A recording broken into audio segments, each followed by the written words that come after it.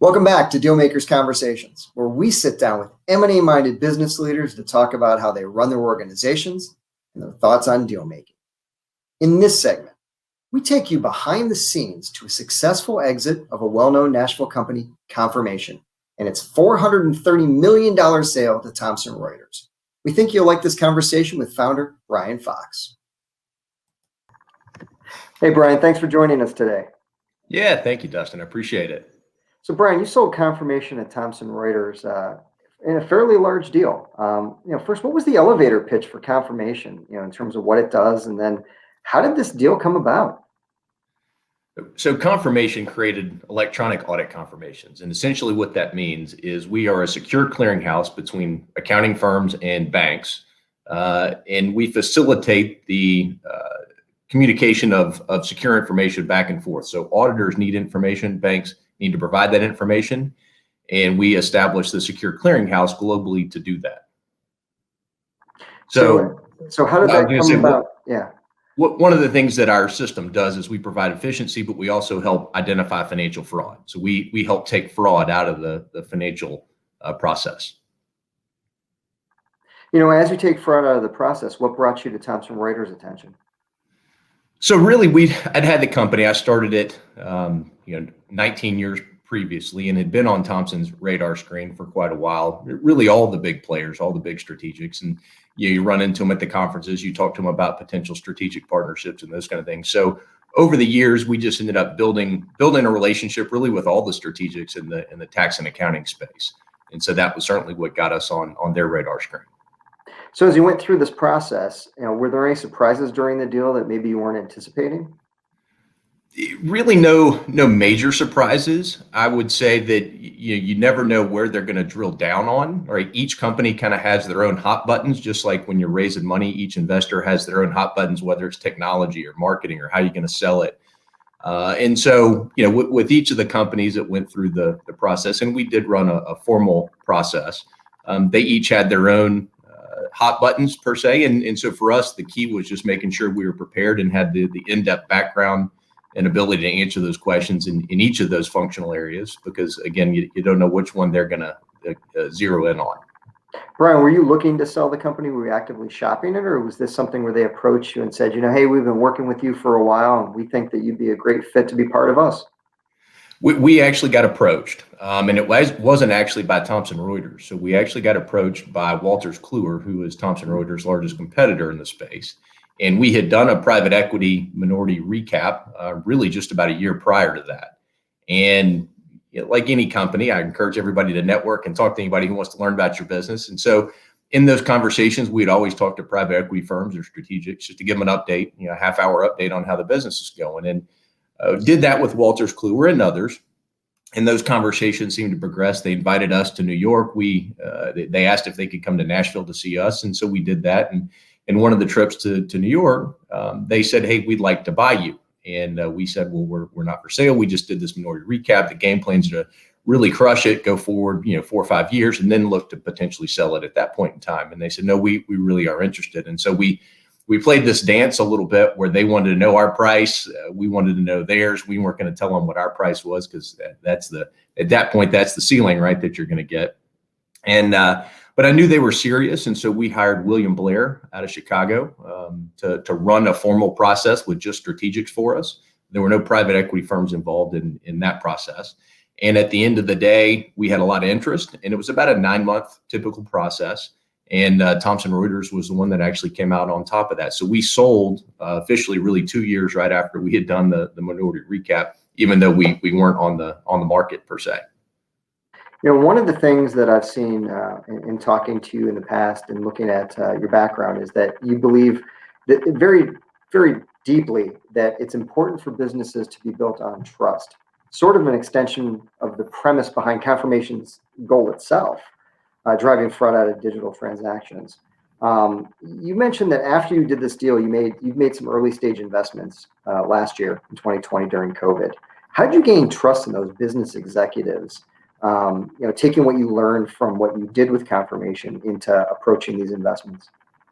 You really just have to try and do your due diligence as much as you can, right? We're all certainly limited a little bit to some extent with the COVID environment, but you talk to customers, you talk to other investors who invested in them, you talk to different parties that know them well, right? I would always encourage you, some of the best due diligence I've found is when you find out, not necessarily through them, you always want to ask, hey, who should we talk to? But they're only going to give you the ones you should talk to. So I always typically have found that it's good to kind of go out and do my own research and due diligence as to folks or companies who know them and ask the questions. In a lot of cases, some of the best ways to do is to go talk to some of their potential customers and say, hey, what do you think about a service like this? Is it a high priority? Is it nice to have, a like to have? Those types of things that you do. So it is a little bit more challenging in the COVID environment, but there's certainly workarounds and ways to accomplish the due diligence. Was there anything that was similar among the investments that you make that you could provide some advice to other entrepreneurs or people who are looking to make plays that really stand out for you as the things that you care about? There are. So my investment partner is Bo Bartholomew, and he and I've known each other for a long, long time. But we've been really investing together, co-investing together, just sharing deal flow really back and forth for probably the last 4 or 5 years. And we kind of formalized that and said, hey, let's just do it together. And so I really look at the fintech deals, and Bo brings us the healthcare deals. And we, every business, regardless of industry, it's going to have sales, it's going to have marketing, it's going to have customer support, technology. Those are all core components of every business, right? And so there's similarities. And so I can look at healthcare deals, he can look at fintech deals and come with a different point of view. But really, as he and I kind of spent some time over the holidays and looked at our investment thesis, investment premise, we kind of boiled it down to the 3 things that we felt were important. People, purpose, and profits. And in that, what that means is kind of self-explanatory.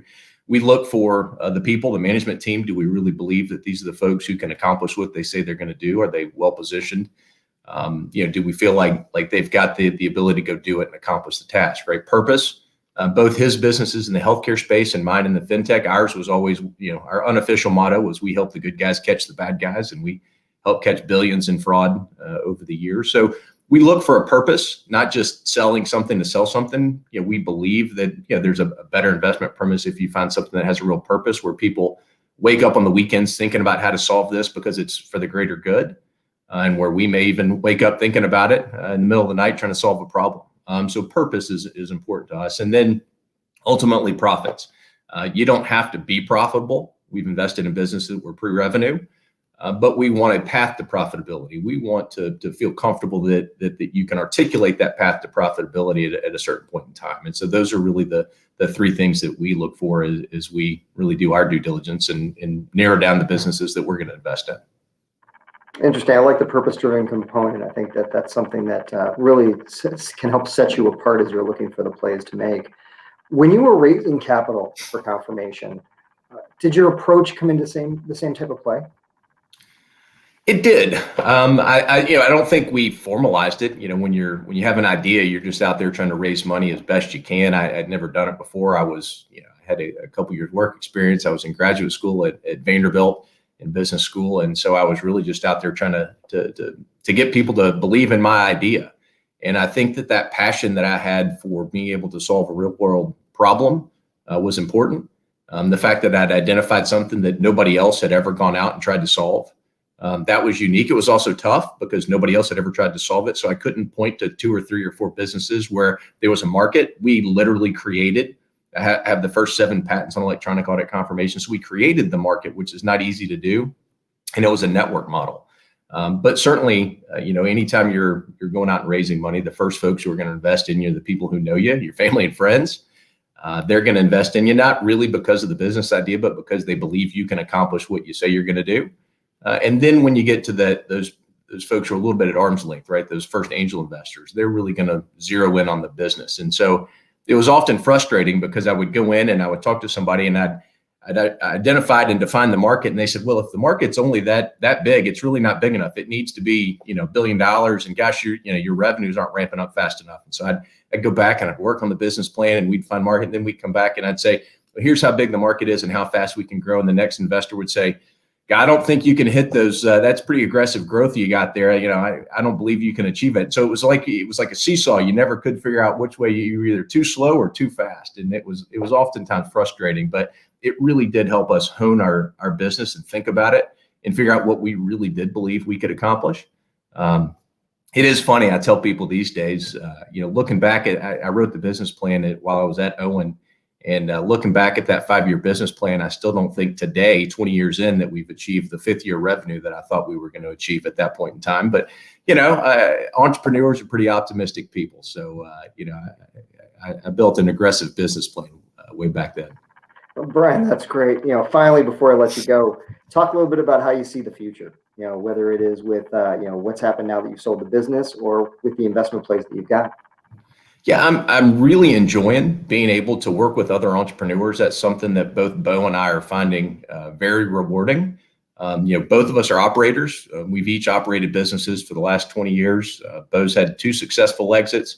I've had the one that we had at Confirmation.com where we sold to Thompson. But through that, we've made several acquisitions in those businesses. And I worked in mergers and acquisitions for PricewaterhouseCoopers before going back to business school. And so I really do enjoy that process of looking at analyzing businesses and then really working with those founder entrepreneurs to figure out how to grow their business. Because both Bo and I have been there and done that. We've made plenty of mistakes. There are a lot of things maybe we wish we would have done differently. But at the end of the day, both of us really appreciate the mentors and the business people who invested in us, invested not just dollars, but their time and wisdom and experience.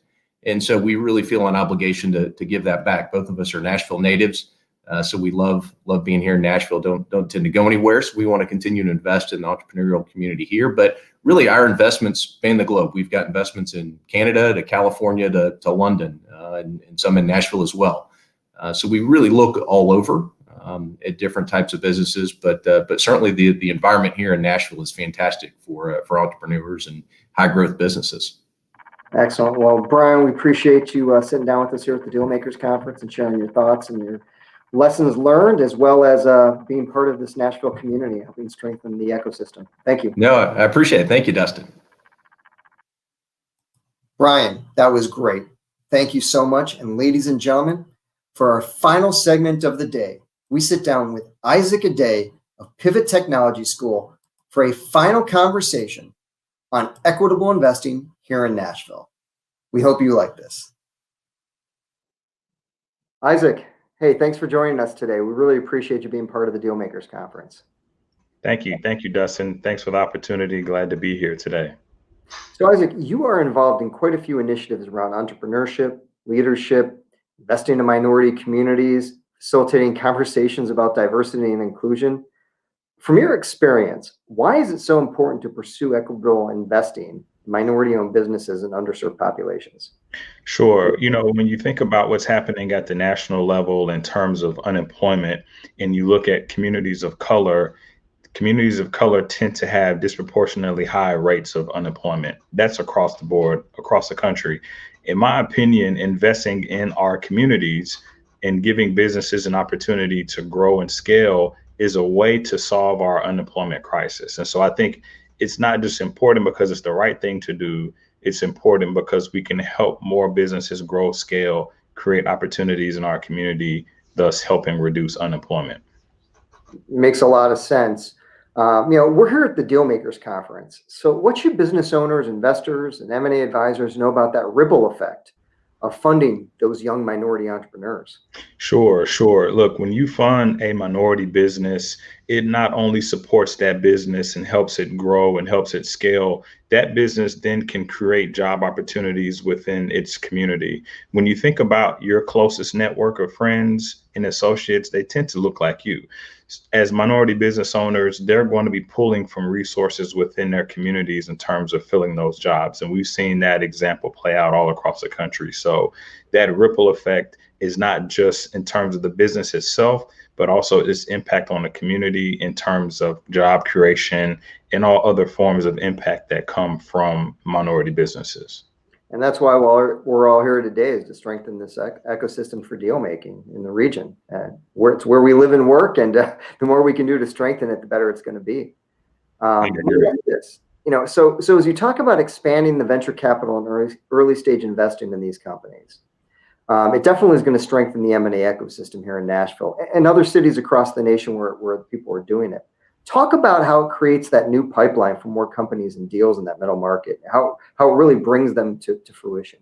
Sure. So when you think about investing in minority-owned businesses from a venture capital perspective, first off, we know that around 1% of VC funding goes to minority-owned, particularly Black-owned businesses. As these businesses grow and scale in terms of their various rounds of funding, they are also creating an ecosystem of businesses that may serve as suppliers to these organizations. They may help spawn other startups based on what those founders may have in terms of exits and then going on to start new ventures. I think once you start to stoke that fire of investing from a VC perspective in minority owned businesses, you're going to create track records of success that are going to lead to other spillover effects, such as new businesses that spawn off second and third attempts at ventures by startup founders, creating a bigger ecosystem and more opportunity for investment, in my opinion. All good things, no matter how you look at it. Those are all great things to talk about. One of the initiatives you're involved with is Pivot Technology School, Pivot Tech School. Talk a little bit about this Road to 300 initiative and how this really fits into the mission of sparking growth in more companies. Sure. And just a little bit of quick background. Pivot Technology School is a tech boot camp that is specifically targeted toward minorities, and our focus is to help diversify the technology industry.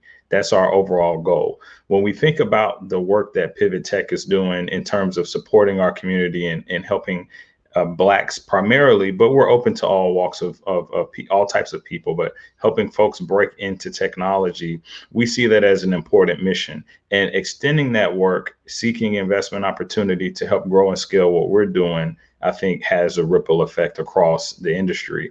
Pivot Tech, from a business perspective, seeks to partner across the community. So while we're working to bring more people into technology, we're trying to leverage relationships from organizations across the spectrum to help us accomplish that goal. So we need more people supporting what we're doing. The Road to 300 initiative is simply that. We are seeking to bring 300 students through Pivot within 2021. We're seeking to identify and have 300 mentors to support those students. And we're also seeking our first capital raise of $300,000. Excellent. Thank you. You're also involved in the Hub for Urban Entrepreneurship. Share the plans of that group too. Sure. So the Hub for Urban Entrepreneurship launched in 2016. And really what that was about was supporting what we call Black Entrepreneurship Week. Nationally and globally, there's celebrations of entrepreneurship, all driven through the Global Entrepreneurship Week platform that takes place around mid-November annually. But we looked across the spectrum and didn't see anything that specifically highlighted Black entrepreneurs during that time. So we created Black Entrepreneurship Week and then housed it within a nonprofit called the Hub for Urban Entrepreneurship. But the overarching goal of the Hub is to create resources and opportunities for minority entrepreneurs to connect and be able to support one another as they seek to grow their businesses. Isaac, one of your other main goals is to create stronger relationships in the business community, period, just stronger relationships. Sure. Can you talk about that power of relationships in deal making, as well as one of the organizations that you founded, Conscious Conversations, that's into this mission directly? So I think, Dustin, that relationships are everything. When you think about business, anything that you've done in business, anything that I've done in business, our success is grounded in our networks. Our networks essentially are our net worth. When I launched Conscious Conversation in 2016, I wanted to create a platform for the community to come together and talk about real issues. But really, the secret sauce was networking. It was a way to connect the community. So we hosted over 30 different community focused topics on issues related to economic development. But what happened is, with each topic, brought an audience of people together who were like-minded around that issue. And I'm certain tons of business opportunities came out of all those relationships and the connections that were made. But yes, to your point, relationships are everything, especially when it comes to deal making. Deals are often made, as we know, on the golf course, at the lunch counter, And so relationships are key and are pivotal in our business success. So let's get a little personal with you on this one. You penned a new book about your ancestry and your life journey. Yeah. Briefly share with us what's this book about? So the name of the book is Black Boy Fly, and it's a story of me being a first generation American. My parents are immigrants from Ghana. I was born in this country, but I grew up with somewhat of a dual perspective. I was raised in an African household in predominantly African American communities. So I've walked on this island of sorts my entire life, not fully understanding what it meant to be Black and not fully understanding what it meant to be Ghanaian. But through that, I was able to find my purpose and I'm living that out. And so this book is basically documenting that journey from me embracing what it means to be Ghanaian, embracing what it means to be Black, and thriving, having to reconcile those two different worlds, which is not, I'm still trying to figure it out. But the book is basically my story about what it has meant to walk in those two lanes throughout my almost 40 years of life. So let me ask you this, I'm going to tie this back to deal makers. Here at the conference today, the one thing that deal makers often learn and discover as they go through due diligence for a deal is they learn something new about themselves and their company. So along those lines, what did you learn new about yourself while putting this book together? I had to tap into something that was really deep and something that I honestly was afraid to tap into, and that was my own personal power. And what I learned about myself, Dustin, through this process is that I have a strong ability to connect with people, and I do it in almost an effortless way. It wasn't something that I really understood, but it's shown itself through my ability to tell stories. So the way in which I tell stories is what draws people in to me and allows me to build relationships and has helped me make plenty of deals. So that's kind of the secret sauce of Isaac that I figured out through this process of putting this book together. I like that. That's a good self-awareness component. Let me ask you this, a key part of investing, Isaac, in Nashville's entrepreneurial community is building the next generation of deal makers that we alluded to earlier. Right. Through your book and your journey, how do you hope to inspire young Black entrepreneurs, minority entrepreneurs, white entrepreneurs who have ideas for businesses and will be starting that fundraising process to secure their first round of growth capital or their second round? Yeah, sure. So look, I do this daily in my role at Tennessee State, where I teach entrepreneurship, through my role at Pivot Tech, where we're scaling a business as we speak.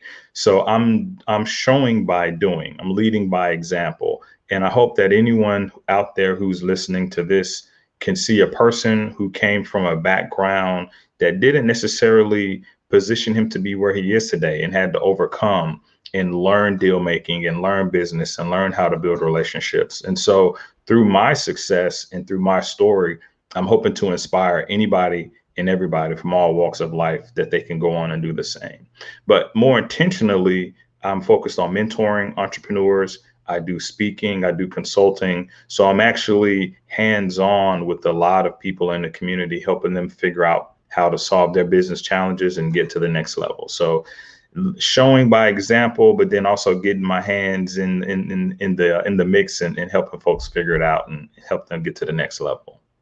Well, certainly, Isaac, these are some lessons that I think a lot of people here today can appreciate and take to heart. And as we all work together, we're going to strengthen this business community here in Nashville for entrepreneurs. So thank you so much for sitting down with us. Sure. And thank you for all you're doing. And let's hope for, everybody enjoys the conference today.